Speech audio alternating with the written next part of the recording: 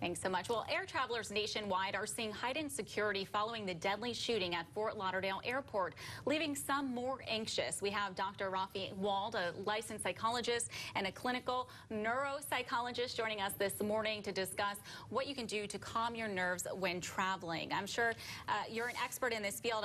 Just telling me he actually helps with the athletic teams at FAU, Lynn, and the Chicago Cubs. So a lot of background in this topic for us. Good morning. Good morning.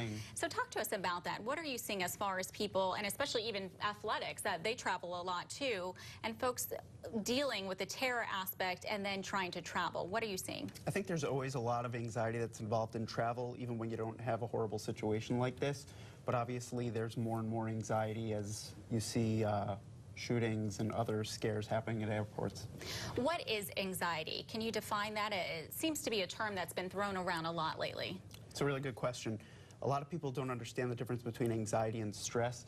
Anxiety, by its definition, is excessive worry. You're worrying more than you should, given the situation that you're facing. And a lot of people might say, well, Dr. Wald, we just had this shooting at the airport. How could I possibly be worrying more than I am right now, given that there was a shooting?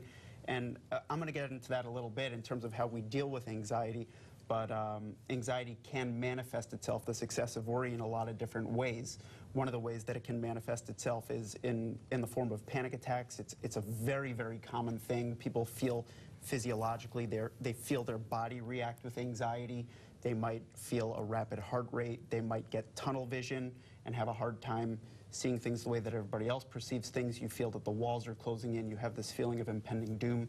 Some people might also just get what we call generalized anxiety, which is they just spend huge chunks of their day worrying a lot more about things than they should. Some people respond with obsessive compulsive disorder, which is also a form of anxiety where people ruminate and think over and over and over again about certain issues, and they might try to quell those anxieties, those thoughts, by reacting with rituals or other kinds of acts in order to calm those obsessions. So what do we do to combat those anxiety thoughts and those extreme thoughts that can accompany anxiety? Going back to what I said earlier, you might say, how could it possibly be that I'm worrying in excess given when we just had the shooting? I think the question you need to keep asking yourself in order to relieve this anxiety is, how many times has something like this happened to me?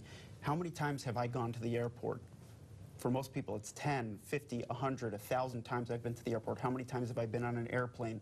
Again, hundreds, thousands of times. And how many times have you encountered an active shooter? How many times have you experienced an event like this that really threatened your life? And for almost everybody, the answer to that question is never. And the chances that it will happen the next time you go are so close to zero.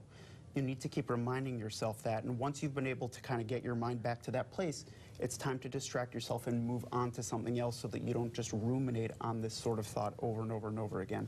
All right, so just having that personal and reflection on yourself and just being able to kind of quench those thoughts. Any final tips that you would like to give someone that feels as though they're battling anxiety, whether it be with travel or at work or just in general? If you're battling anxiety and you get to a point where some of these tips that I'm giving you, some of the tips that some of your friends might give you or that you read about aren't helping, it is time to see a mental health professional. So go see a psychologist, go see a psychiatrist. Please don't be embarrassed about this. These problems are so common. I really can't tell you how common they are. So the key is just don't be embarrassed to get help. All right, thank you. Such great tips from you, Dr. Wald. Your practice in Delray. We'll have all the information on Dr. Wald on our website, cbs12.com. Thanks for joining us.